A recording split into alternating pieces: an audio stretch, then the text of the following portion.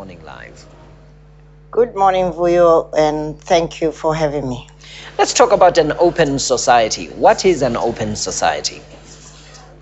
An open society is one where people have got the freedom of association, freedom to express their views, and also freedom to defend the right of others who may have very different views to express their views. Central to an open society is also transparency in governance, so that citizens can hold their public officials to account and to make sure that we've got clean and good governance that promotes the well-being of everybody. Do we have an open society in South Africa right now? We have the instruments for a free society.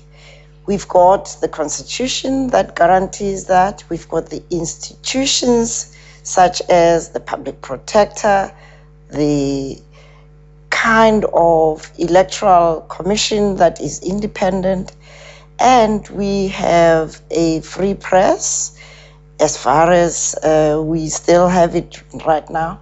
The difficulty becomes the practice. And where we fall short is in being able to live up to the expectations of all of those instruments, our Constitution and the institutions that support it. Is this because of a lack of an active citizenry?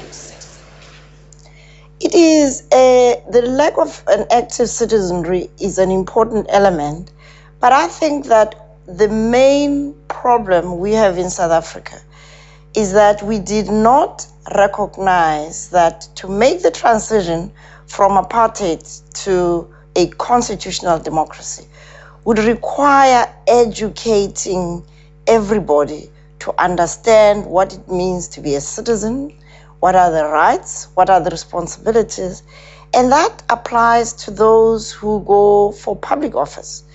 So when we have the highest office in the country not being clear about the workings of a constitutional democracy as opposed to a parliamentary democracy, then you realize that we have work to do in terms of getting everybody understanding what it means to live in our kind of democracy.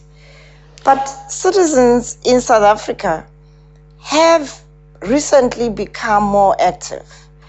But compared to where we come from, and I think this is something we need to remind ourselves, that the freedom we are enjoying today was won by the active participation of people on the factory floor, children in the schools, and workers and villagers across the country.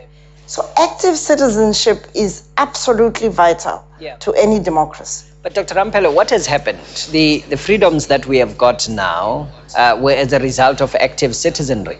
Now, what has happened subsequent to the finding, to discover the acquisition of the freedom, as it were? Why is it that activism seems to have disappeared from our society now?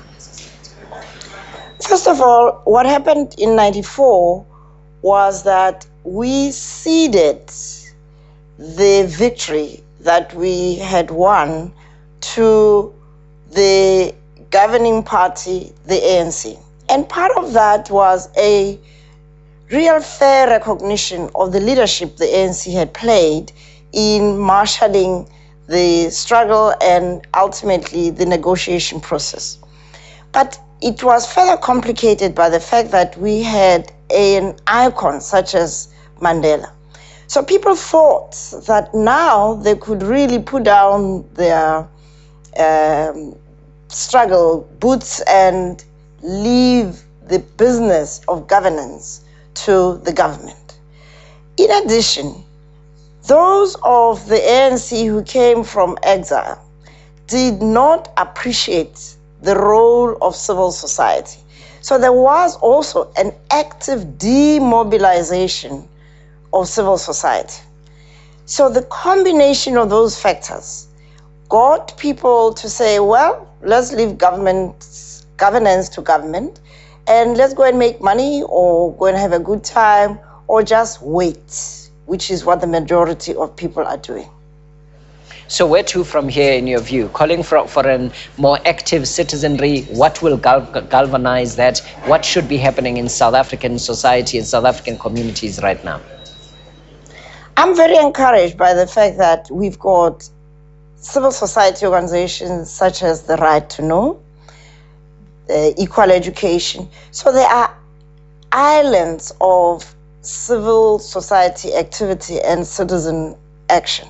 So what we have done is to establish a citizen movement for social change, and the we includes people like Njabulo Ndebele, people like Musivudi Mangena, people like Bobby Gotsa, concerned South Africans of my generation who feel that we need to create the bridge for the younger generations to be able to get re-engaged, and those who have never been engaged to engage in understanding what it is that they have inherited and how they can play a role to be good stewards of this democracy.